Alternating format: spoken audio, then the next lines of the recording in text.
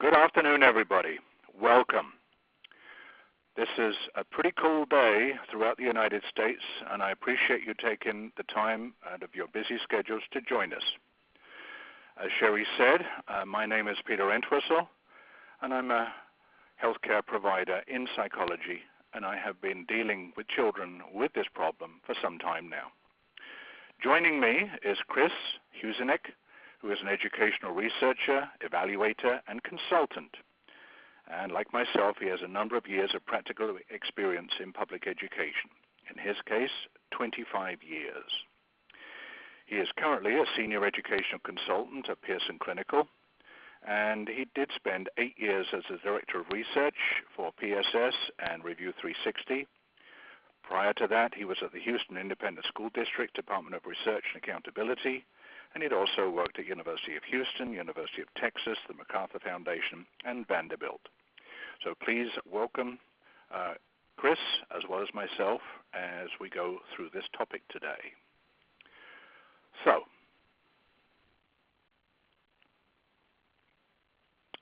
the question that we're going to be posing are as follows. How are we going to assess individuals that may have an attention problem? And what are some of the questions you need to be addressing? What tools will be available to us as we go through this process? And are there new rating scales that would be helpful? As well as, are there interventions that we should become aware of that will help us to look at children's progress and to help them succeed in schools? So here are some questions that we need to address. First of all, what tools are available to help us in conducting an assessment, whether that's in a school system or in a private clinic or perhaps a residential program? What can we use? And is there anything new that would be helpful? And in what ways are these new tools helpful? What questions are they specifically asking? And how is that helping us in our role? As we begin to explore some of the new tools on the market, we do need to look at, well, in what way is it better than what I'm currently doing? And if I'm assessing children and adolescents, are these new tools going to be more helpful than what I currently have? And what do they add? Then, once we've conducted that evaluation, and we have a much clearer idea about what the problems are that children, adolescents, and adults may face, we have to start looking at the question of what can we do to help them? What kinds of supports may be needed? And can we help these individuals to change their behavior? Can we help parents better understand what their children may be experiencing? And ultimately, can we influence the lifelong trajectory that faces individuals that have this diagnosis of ADHD? So, let's look at the area of assessment. This is not new to me, and I'm sure it's not new to you. I first wrote about this back in 2001 and wrote an article in a journal looking at how do you assess attention in children and adolescents that may have an attention deficit disorder. So, one of the challenges that we face is we really need to explore what's the purpose. Is it just to screen children? And is that different than other purposes we may have?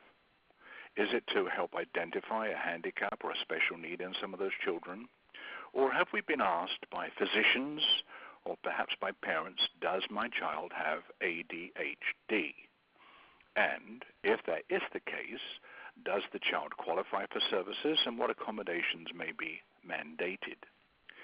Lastly, if we are trying to provide an intervention to help children and perhaps teachers and parents, can we see if that works and what's the impact of it? So we do need to look at what's the purpose of assessment.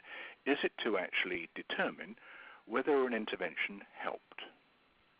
Now, what is clear is that individuals working in the field of ADHD and related behaviors have said for years that we can't rely on one single source of information.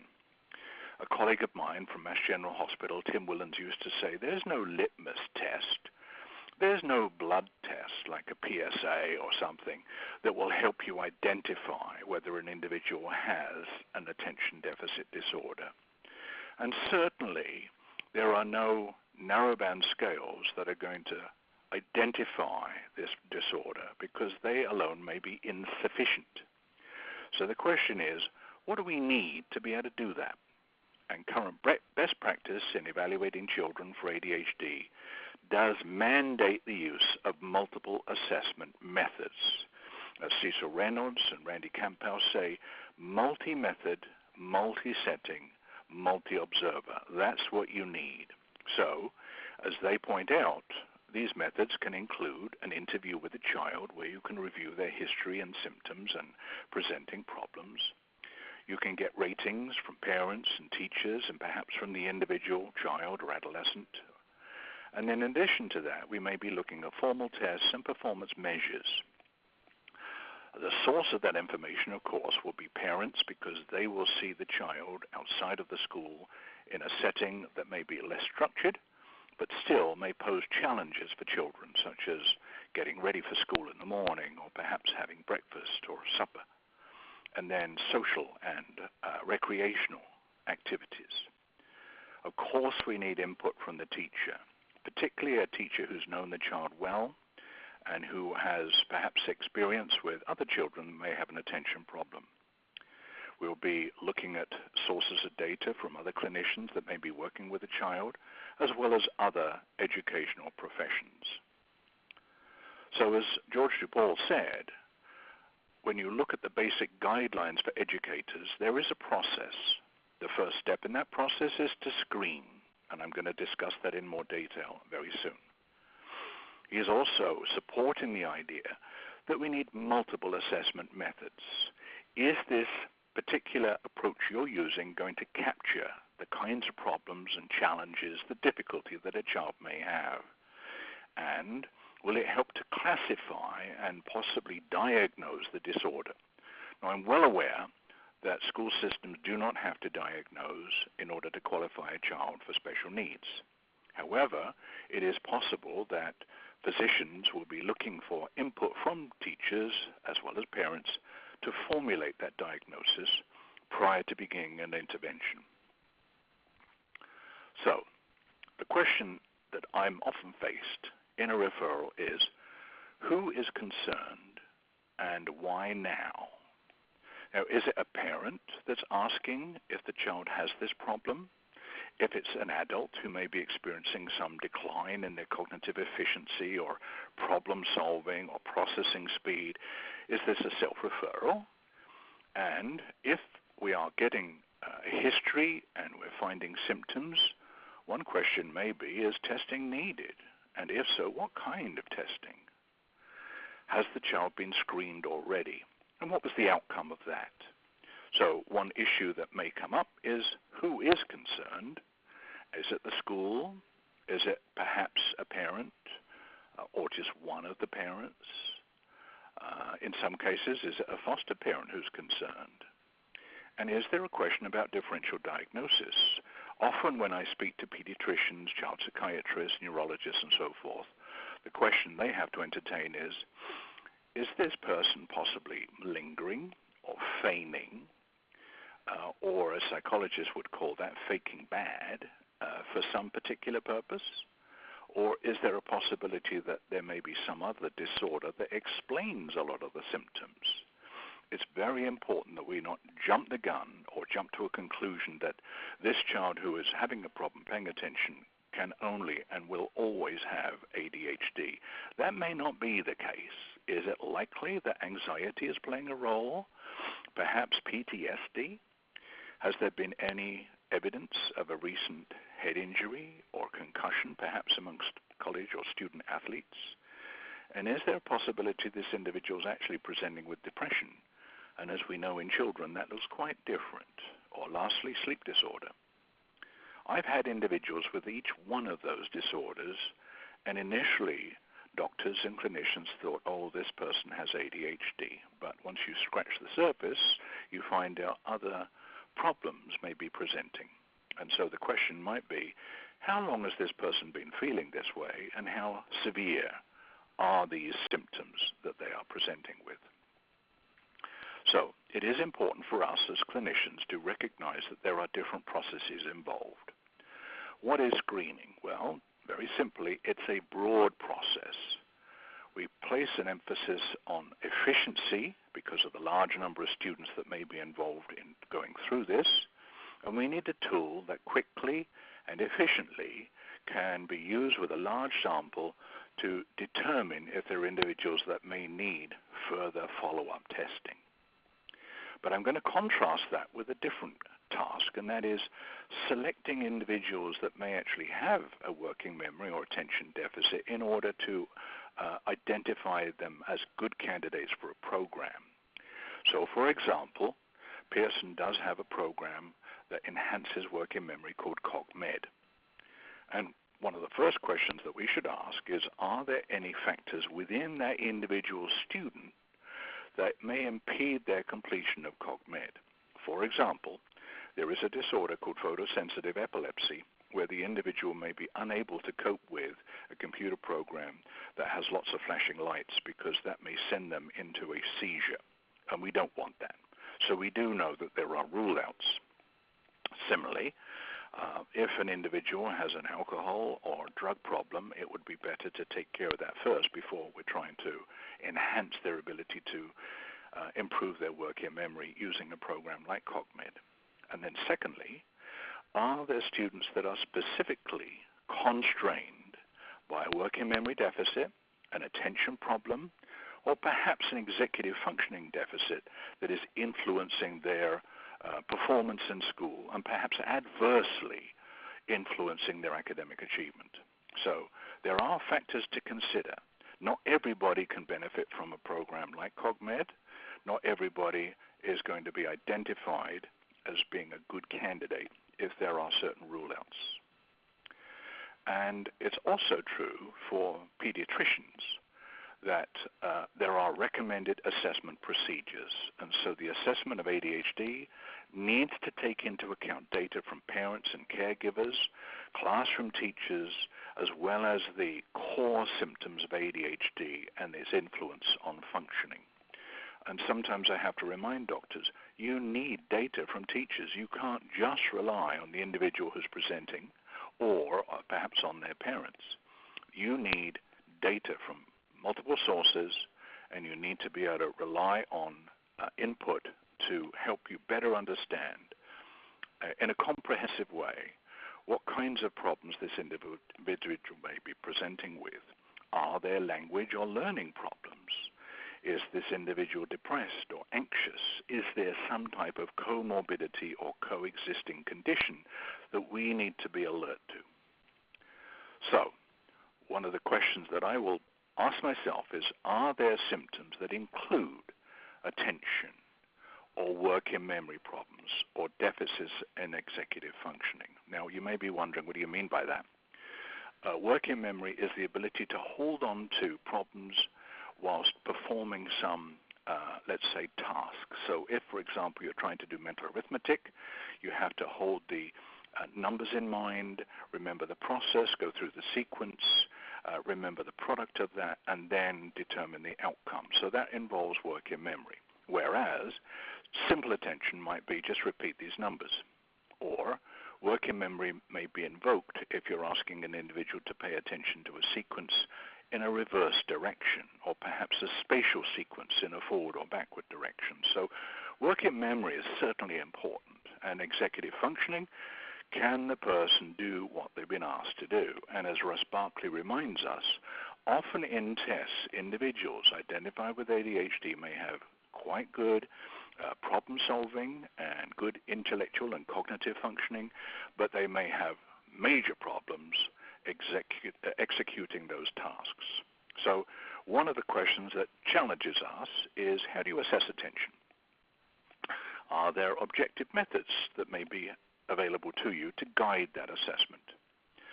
Can we rely on rating scales also to describe an individual's ability to attend? And are they reliable and valid? We need to make sure that we get consistent data and they are actually measuring what we want them to. So one of the questions that is also very pertinent is, can we use computers to help us to assess attention in our jobs? And ultimately, do we need many types of measures? Do we need to be able to rely on multiple sources and different tools in order to generate that more comprehensive evaluation? So, when we think about attention deficit, obviously we need to know what is the clinical history and what are the presenting symptoms. And we've reviewed that in a prior webinar, and I do recommend you look back at the DSM-5 criteria and see how it's changed. But one question I sometimes have to ask, physicians especially, is what else could it be? Is it possible that there's a comorbidity that is playing a major role too? And when you think about the number of children that have an attention deficit, how many also have a comorbid diagnosis? And the answer is a lot of them do, and I'm going to give you those numbers.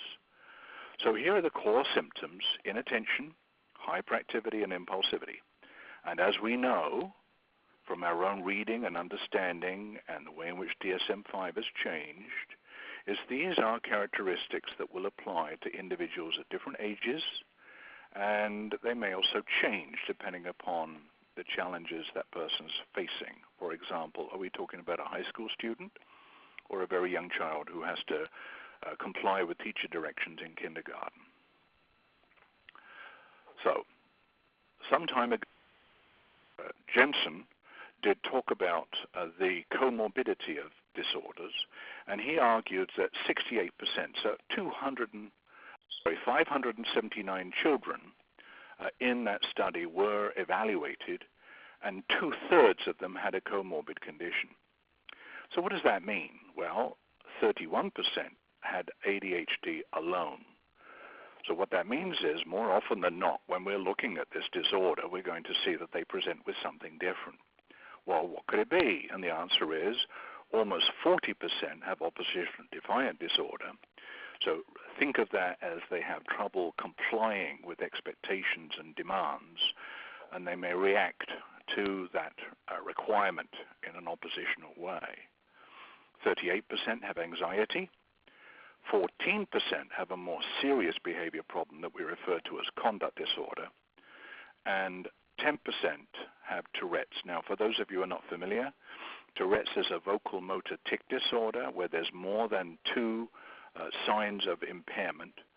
And what is important to recognize is over 2/3 of children that have Tourette's disorder will also have an attention deficit disorder, but only a small number of the children that have attention deficit will have Tourette's. So although 60% of Tourette's have comorbid ADHD, it's closer to 6% that have, of all children with ADHD have Tourette's. So it's pretty rare, but just bear in mind that a lot of those children that have Tourette's do have comorbid ADHD and also OCD. Lastly, a small number had a mood disorder that was being treated. And I put down a question mark because Joe Biederman has over 725 research articles to his name. And what you'll find is he's been someone that has been frequently cited, probably more than any other child psychiatrist in the world. So he's one person that presented at a conference I went to where he's saying many children have a comorbid disorder, and it's important for us to recognize that in our assessment and in our treatment. And I would say there are many years when he has presented that data, so you can probably go back to 2008 and see a number of those references. Now, how about in school? If you have a child with an attention deficit, are they likely to present with other school difficulties? Well, DuPaul said yes. 45% of children and adolescents have some type of LD. And often it's a reading problem, such as dyslexia. It could be a written problem, dysgraphia, or a math problem, dyscalculia. But the point is, we see a high degree of comorbidity.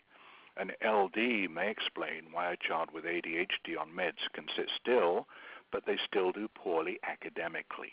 Although it may enhance their attention and their ability to remain seated, what we are also finding is that there may be delays in their efficiency.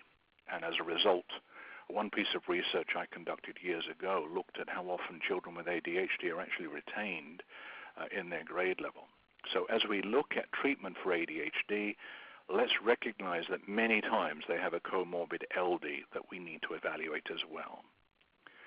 If there's another possible reason for academic, be that it's the diagnosis isn't made until later on in 4th or 5th grade, so they've missed out. They have gaps in their basic skills, especially math and language arts, and they still will require accommodations and remedial interventions to boost their performance. Although a student may not have an LD, it is very likely that they will require academic interventions to help catch up. And it's important to identify both aspects, ADHD and LD, in order to determine whether there's eligibility for special education. So a comprehensive evaluation is recommended. And here is a list of a lot of the aspects of that evaluation that you should probably include in your assessment. Of course, it's important to talk to parents, and you do need to look at a history, because often families will tell you, well, he's just like his father or uncle or grandparent. So there may be a family gene that you'd need to learn about. Also, you're going to be looking at rating scales, and particularly the history of those. Have there been others in the past, and is the individual even providing a self-report? It's important to see how that child is in a clinical setting as well as in a natural setting. How are their behaviors different? Can they sit in a waiting room and perhaps entertain themselves and quietly perform some task? Or do they constantly demand adult attention? Of course, we need to look at school history and medical records, and it's important to collect as much data as we can about a child. One of my former students said the mother referred the child for ADHD, so I gave an IQ test. And I said, why? It's not going to tell you. Well, I want to know how smart he is. I said, well, many children with ADHD have high intelligence, and that can be part of the picture. But what you really need to do is look at how is the child's attention, working memory, and executive deficits impairing their performance, particularly in the area of education. So we make sure we screen for LD, see if there are academic weaknesses, and it would be important to rule out that there's some other explanation that could be noted by a physician or during a neurodevelopmental screening. Of course, it's important to recognize if a child has a visual deficit, possibly a hearing problem, as well as speech and language deficits. And I do think it's important to recognize that there are some children who may have a sensory neural hearing loss that may be at risk for an attention problem because of the way in which they process acoustic data. Similarly, if the child has a visual problem because they have perhaps a restricted field or perhaps problems with their acuity, we don't want to interpret that as an attention problem first. I had one individual in my office who'd only recently been prescribed glasses after years of having a visual problem that was never treated. So he actually had to adjust, and I suggested he come back for repeat testing. So we are recommending multimodal, broad-based assessments. Now, can you do a narrow-based assessment? The answer is yes, of course you can. You can do perhaps an anxiety scale or a depression scale. But if you were to do that, and let's say you're targeting particular symptoms, is it possible you'll miss the big picture? And the answer is yes, because we do recognize comorbidity as common, and it's important to recognize how is this child performing in other settings. How pervasive are these symptoms? And are there secondary or other comorbidities that are influencing what we do with that child, how we select treatments and interventions, and what kinds of programs would be most effective. And so there are assessment tools. Some of these look particularly at attention and working memory. Others look at behavior, executive functioning, and of course it's important to structure an interview and also make an observation to see how's that child doing. So one area to look at would be, what is this individual's working memory? And here is a list of some of the tests, the WIPC, the WAIS, the WISC-5, also the DAS, that have subtests that will help you better understand how this child's working memory is. There are other measures specifically of attention, such as the TEACH, which I'll review, and NEPSI. And then we can also look at academic functioning, such as the Woodcock Reading Mastery, or perhaps Green Math, Key Math, or the Gray Oral, or Wyatt, or a KTEA test. So here's one tool you may not be familiar with. Coming to us from the UK is the TEACH-2, Test of Everyday Attention for Children, and it is commercially available. Is it a CPT? Well, it has components that are. That's a continuous performance test. There are two levels of it. There's one level that goes from 5 to 7, and there's another for 8 to 16. It takes about 35 minutes for younger children and 45 for older children. It's game-like and it's fun. You will have a manual. Doesn't quite look like that, but you will have a manual describing what you should do. It also comes with stickers, speakers, a stopwatch, overlay, which will help you to then identify shapes on the screen, and then you will be using a computer to administer and score this because it comes with a jump drive. So there are different subtests that are part of TEACH-2, including balloon hunt and hide and seek, and then also there are measures of sustained attention. For older individuals, age 8 through almost 16, they have other names such as Hector Cancellation and Troy, Hecuba. And these measure selective and sustained attention and the ability to switch back and forth. So the last test, red and blues and bags and shoes, is actually one test where the person has to show the ability to shift. In the old days, on the left-hand side were the subtests that a lot of clinicians in this country like to employ. On the right-hand side are the up-to-date equivalents and the titles of those names. And as you can see, not everything on the original has been updated.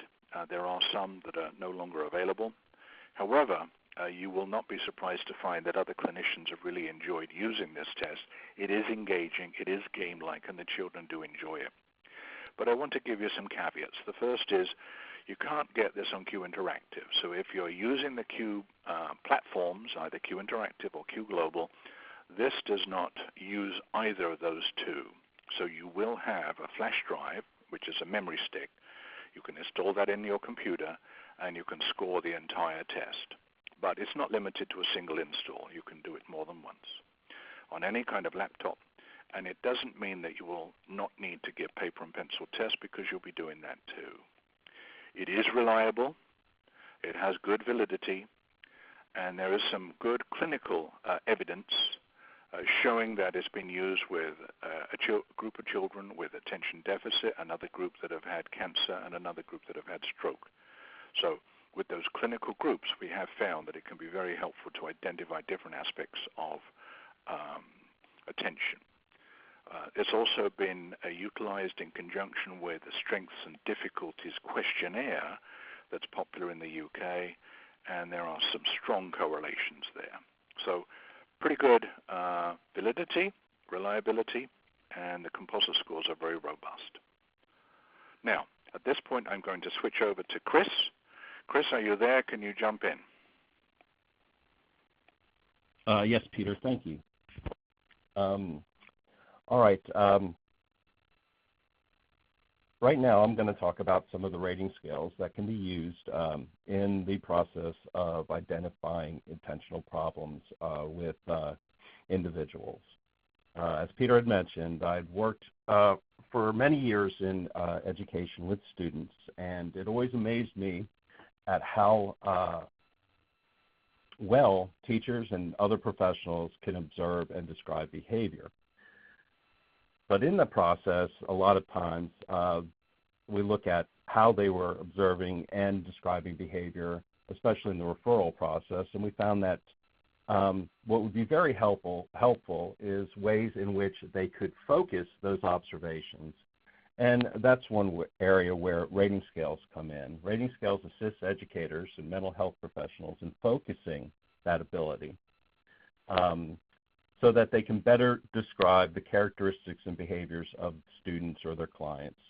and then use it in the diagnostic process, or to provide in the classroom specifically, different types of interventions and supports that would address the specific behaviors that the individual is having problems with.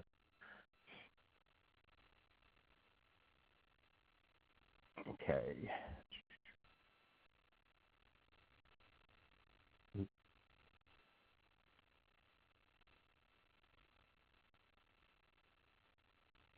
Okay, one rating scale system that can be used in this process is the BASC-3, and it provides a systemic approach to assessing behavior that can be very helpful in evaluating children, students, and adults that are experiencing issues like distractibility, inattention, impulsivity, and hyperactivity.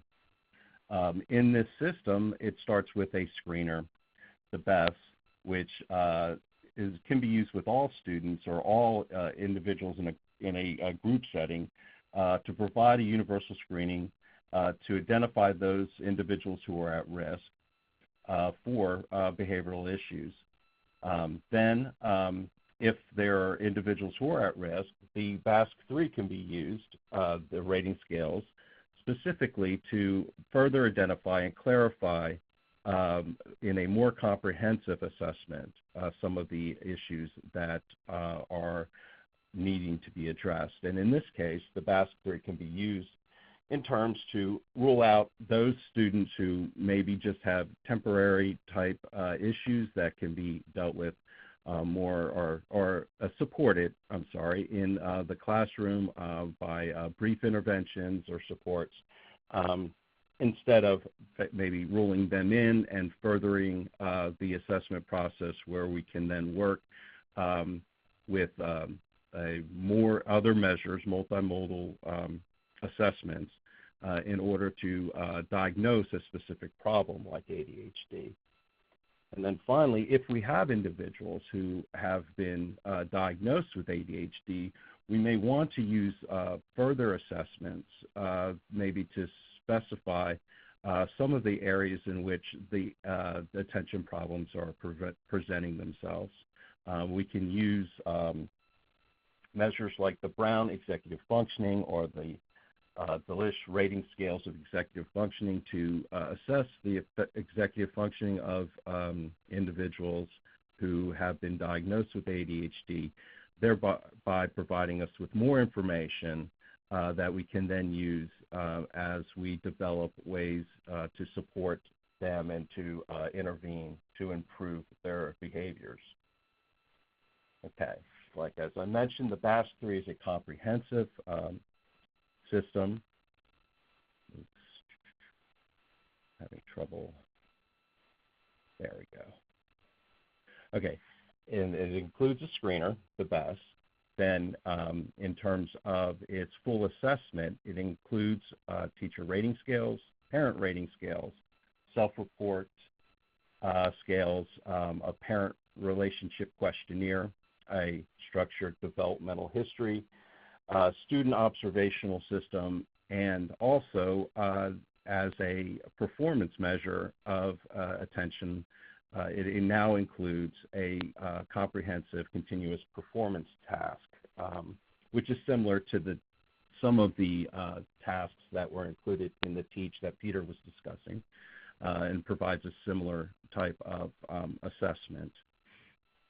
And again, this fits into what Peter discussed earlier in the need for multiple sources of information if we are going to provide a valid and useful diagnosis. The BASC also includes interventions.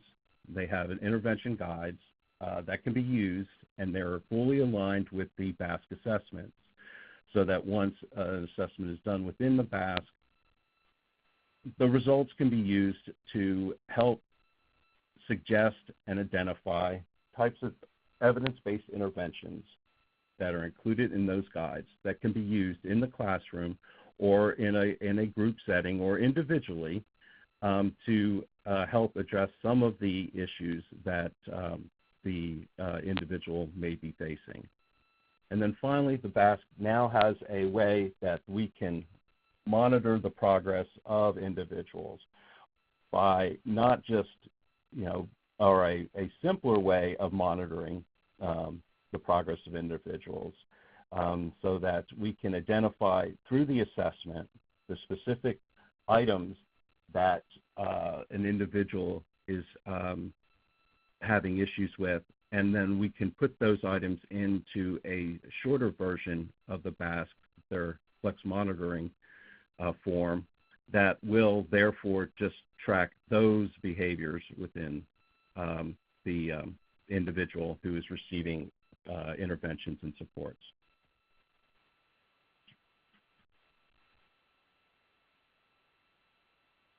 Okay, so like I mentioned, the BASC has a screening tool called the BASC, and the BASC is used to identify students at risk in comparison to other students or to children in the following areas, in terms of maladaptive behavior, emotional issues, thought patterns, or delayed acquisition of social and coping skills.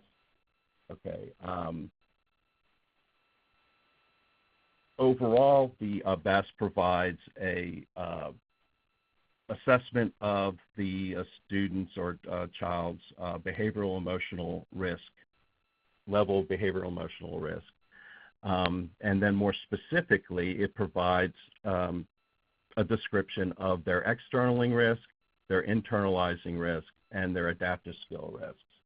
So with students with ADHD, we could expect possibly that in those areas that we may have high levels of hyperactivity, so they may have a high score in externalizing risk. They also may have a higher score, a higher risk index in terms of their adaptability. So there should be a specific, or there would be specific types of profiles that we could find that are in the research that have been shown in the BASC to identify those students who are at risk for ADHD. Okay, the BASC includes forms that can be completed in 5 minutes or less. It can be used with students ages 3 through 18. There's a Spanish language version. It is also available on Q Global and Review 360, which are computerized administrations and scoring of the BASC.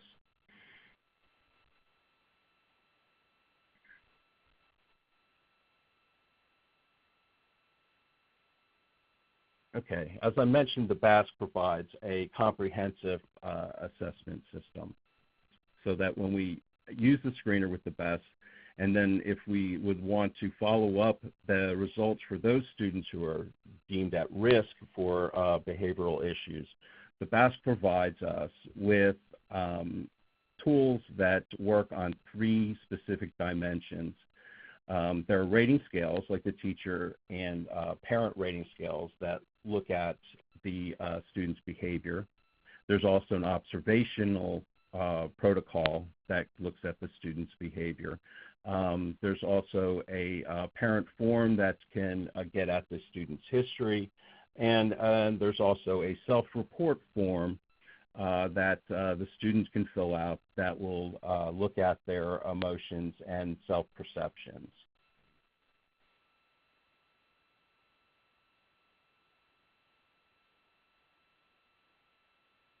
Okay, so the structured developmental history is used with all ages. The observation system is also used with all ages. The self-report of personality can be used with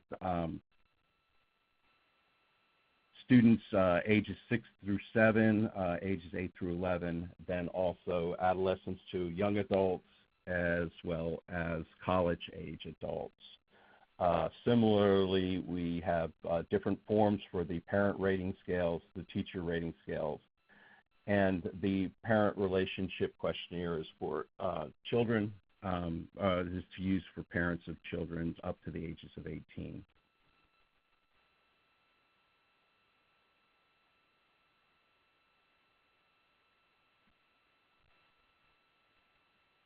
Okay, the BASC does include some of the components that we find that are very necessary for an effective rating scale. There's a need for specificity when we're using in order to help diagnose ADHD. We want to make sure that we have a scale that is specific to ADHD, that it does include items that look at those specific symptoms of inattention, of distractibility, of problems of sustaining attention. And we want to make sure that the assessments measure the frequency and severity of these symptoms, and that they also measure the levels of functional impairment and the impact on a person's life. We also want to make sure that we have assessments that look at not just children, but also adolescents and adults. And it's helpful to look at different contexts. So in terms of the means of administration, it is important to have clinician tools, parent forms, teacher forms, and self-reporting forms. It's also very important to have different sets of norms. So if you have different sets of norms in the measure that are specific to ADHD, you might be able to look at, say, how is a student with ADHD who may also have comorbid issues like depression, how that student's level of depression compares to other children with ADHD.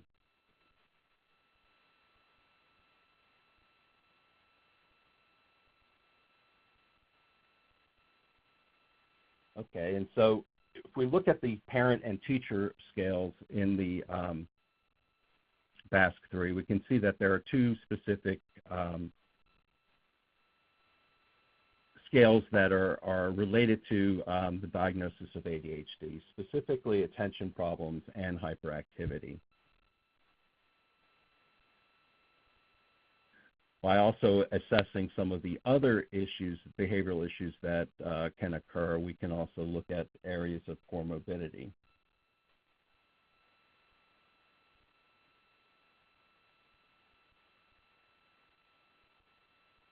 The BASC-3 also provides indices related to ADHD. There's a ADHD probability index, and there's also an attentional control index. The probability index is available at the child and adolescent levels of the teacher and parent forms. And it provides an indication of the similarity between the obtained behavior ratings and the ratings of children from the normative sample who have the diagnosis of ADHD. Okay, in the self-report forms, there's also a hyperactivity scale, and there's also a attention problem scale, so similar to the scales on the teacher and parent forms.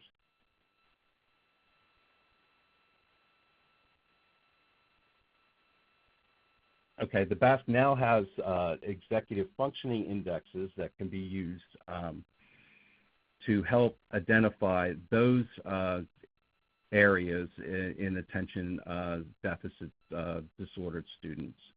So they have a problem-solving index, an attentional control index, and a behavioral control index, as well as an emotional control index. And then the score, the overall executive functioning score, is determined by which scale or which index the student performed least on.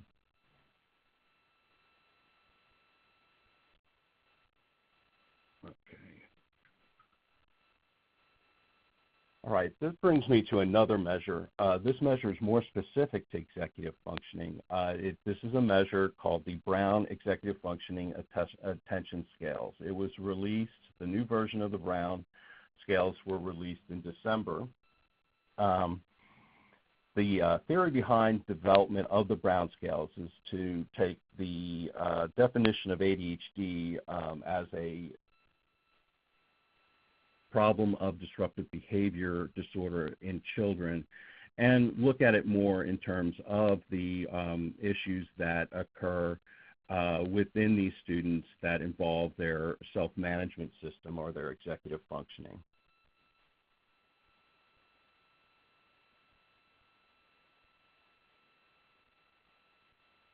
All right, the Brown scales are designed to measure this broader notion of attention, and they involve 6 different clusters. Specifically, there's a activation cluster, which focuses on the organization, prioritizing, and activation of students. So basically examines how well someone is following instructions, how well do they keep track of assignments, how well are they getting motivated in the morning, how well they get up, and how well they can attend work or school, issues like that. Then the second area is the focus area, and items on the Brown that are in this area look at how well someone is paying attention, how easily they become distracted, how well they can transition from one activity to another. The third area, which is effort, includes items that are looking at how well the individual can engage in a activity and into completion. How often do they give up on activities? Do they need extra time in completing activities? Then the fourth area is the emotion cluster, and in the emotion cluster, these items include assessing if the student is excessively irritable, is excessively sensitive to criticism, is overwhelmingly nervous, or worried or unhappy. Then the fifth area is the memory area, which works on assessing items that assess working memory and how well the individual can track and remember instructions and follow through on planned activities. And then finally, the last area, action, involves items that assess if the individual interrupts others, is excessively restless, makes careless mistakes.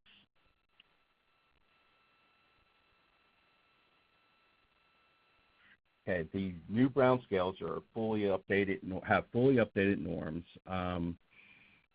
They are newly updated to reflect the clarity and clinical relevance of the model that Dr. Brown uses about executive functioning and ADHD. There are new parent forms available for the adolescents subjects. There's both gender-specific and combined norms. It includes all the symptoms included in the DSM-5 plus the symptom of emotionality, which is not included in the diagnosis. And again, it can be digitally administered through Q Global.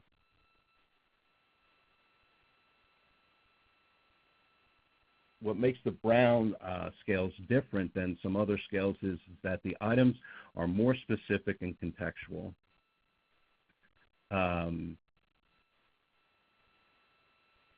So the items take into consideration that many ADHD students who have problems sitting at their seat and focusing on their classwork can then spend a whole lot of time focusing in on, say, computer games that they're doing at school, learning games that they find entertaining or they find engaging. So what the scale tries to do is it looks at different situations and contexts to better assess when the distractibility and inattention is occurring. It also includes multiple perspectives. Similar to the BASC, we have parent and teacher forms that go along with a self-report. also, what makes the Brown scales different is that it focuses on severity as opposed to frequency. So the scale asks students to determine how, or to just ask the students how severe is the problem that they're, not how often does that problem occur.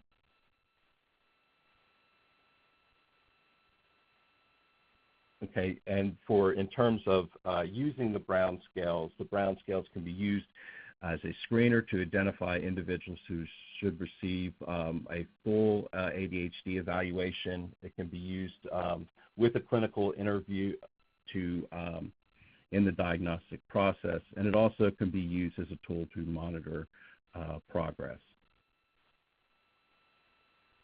Then the third measure that I want to talk about, rating scales, and I know we're getting short on time, so I'm going to move through it fairly quickly, is the DeLeach rating of executive functioning. It addresses issues similar to the Brown. It has been used by clinicians with children to identify children with ADHD, both combined and inattentive. It has been used to identify children with traumatic brain injuries, with autism or Asperger's syndrome, learning disabilities, and it is also used in progress monitoring to track changes in behavior after interventions. The core indexes of the DeLeach rating of executive functioning there's a behavioral functioning index, an emotional functioning index, an executive functioning index, and a total composite. The core indexes include working memory, activity level impulse control, and compliance, anger management, and abstract thinking and problem solving. Okay. I'd like to hand it back over to Peter so he can discuss some of the ways that assessments can be used to guide interventions. Peter, you there? Thank you, Chris. I am. Can you hear me? Yes. Good. So I know some of you are going to be more interested in this than how to assess, but we do think it's important that we have a comprehensive assessment, including all those different components that Chris was referring to, and know also that you do have a choice. So, what are the interventions that work? Well, we know medications work, and there are multiple medications. The ones with the longest history, of course, include the stimulants.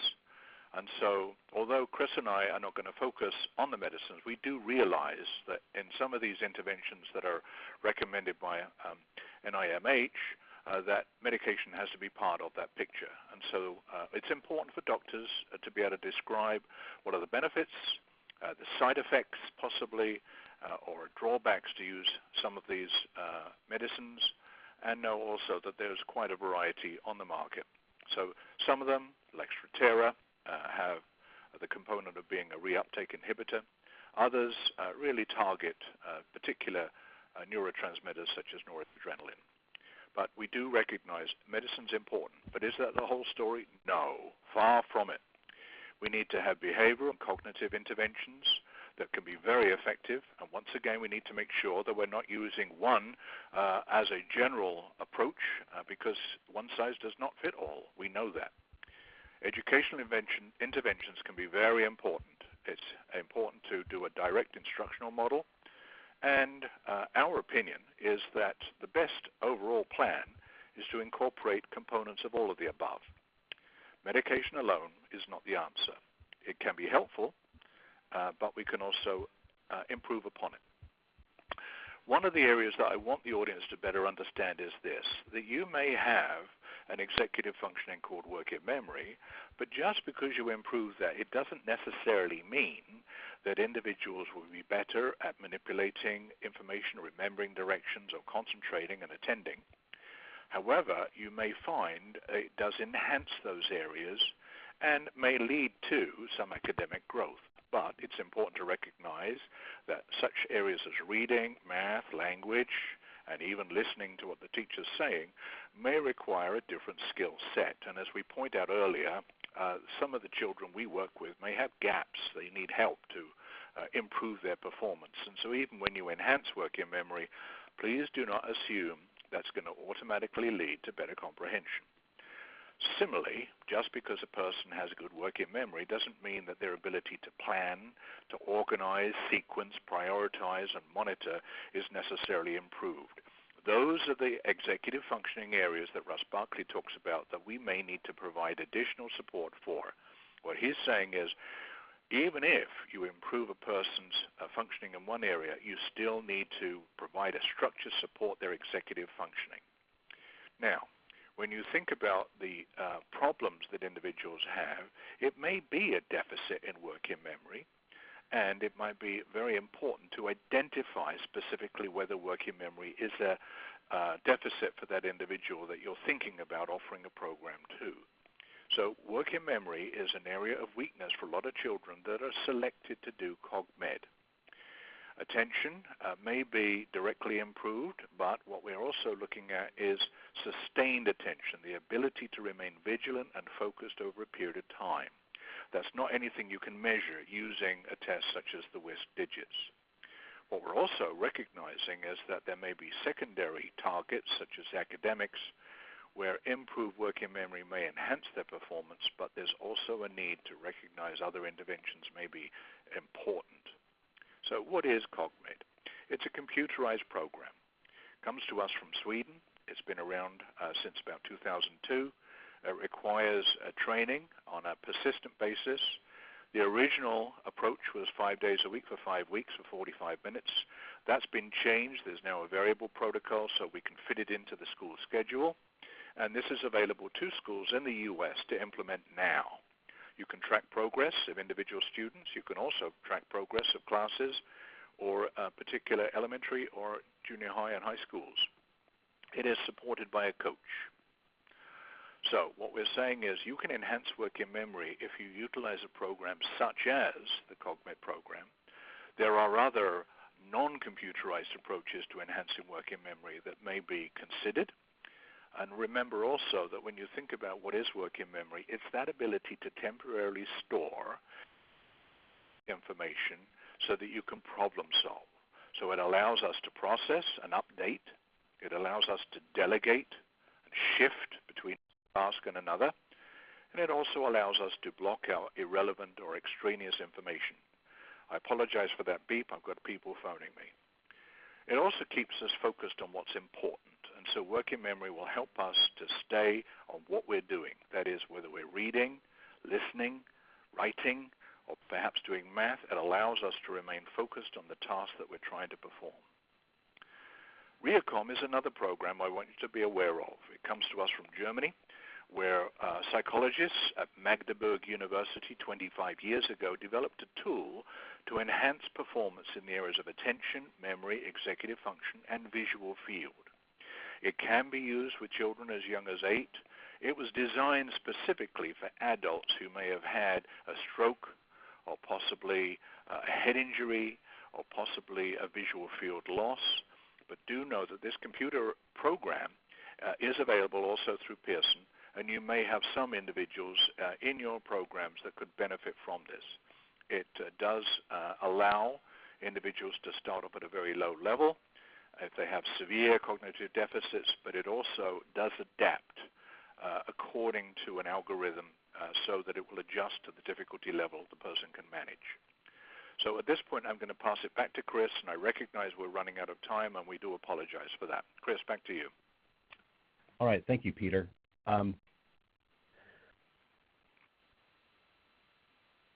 After we get information from assessments, in order to build on that information that we get from screening and assessment results, it's important to have evidence-based interventions that we can use with students, with clients, and other individuals who have been identified as having issues with ADHD. Specifically, in the classroom, we've found that behavioral interventions for students are very helpful. Self-regulating interventions that help students monitor their own behavior has been found to be successful. that academic interventions in which teachers mediate their instruction in order to better support students and their issues with attention. Then also anything that is done in the classroom should be aligned with things that are being done in the home as well. And we should also focus on the social emotional issues that ADHD students often present with. And then again, if we're going to work with the home, we should try to make it a collaborative consultation that works with the parent and the teacher and the school psychologist in order to help define and develop interventions that are successful not only in the school but also successful at home. The BASC provides some resources that allow us to do that. The BASC has different intervention guides that are directly aligned to their assessments that can be used in the treatment and interventions and supports of students who are having attentional issues. Okay, not only attentional issues, but then also the other behavioral issues in which the BASC is used to assess they provide different interventions. But again, they have interventions that are specific to attention problems and to hyperactivity.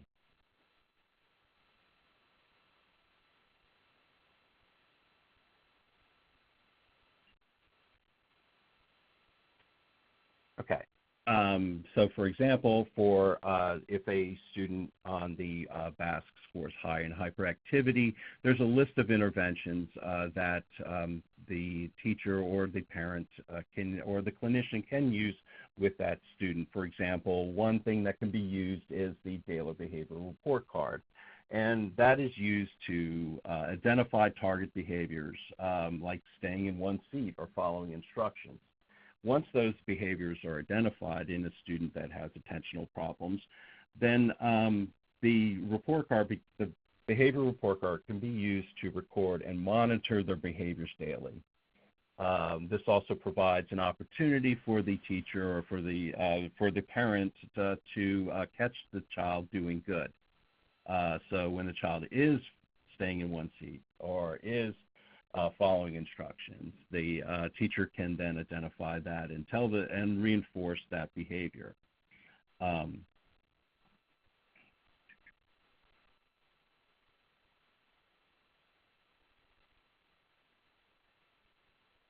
In terms of the attention subscale in the BASC, these are some of the interventions that were suggested by the guide.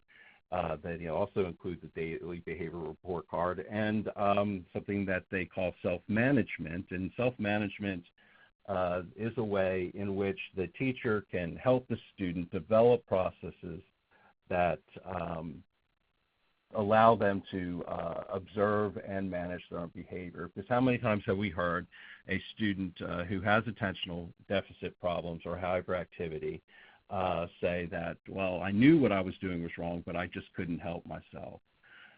So these types of interventions that and modules that are under self-management within the BASC interventions guide will help the student, teach the student how to observe themselves, teach them how to self-monitor, and teach them how to replace those negative behaviors with more positive behaviors.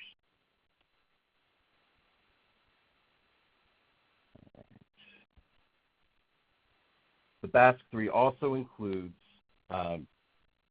resources and materials that the student can take home to their parent so that what is being done in the school or in the classroom can also be reinforced in the home. All right, and then I just want to talk about one more scale and how it can be used in order to guide where the results of the scale can be used to guide interventions, and that's the Brown scales.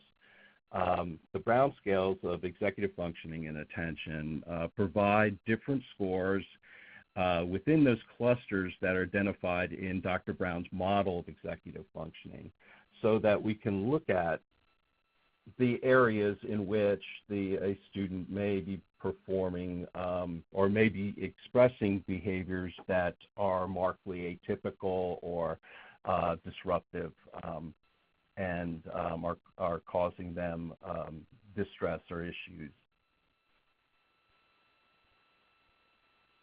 So what I want to do is just look at a student named Harper. And Harper is a 5-year-old male preschooler whose presenting complaint is that he was removed from preschool due to excessive impulsivity and hyperactivity. He was restless, difficult staying in his seat, and he had chronic difficulty from falling asleep in class. The teachers feared that he may injure himself or others when he was frustrated, and the mother of Harper's mother was worried that he may accidentally hurt his younger sibling. And looking at the Brown scales,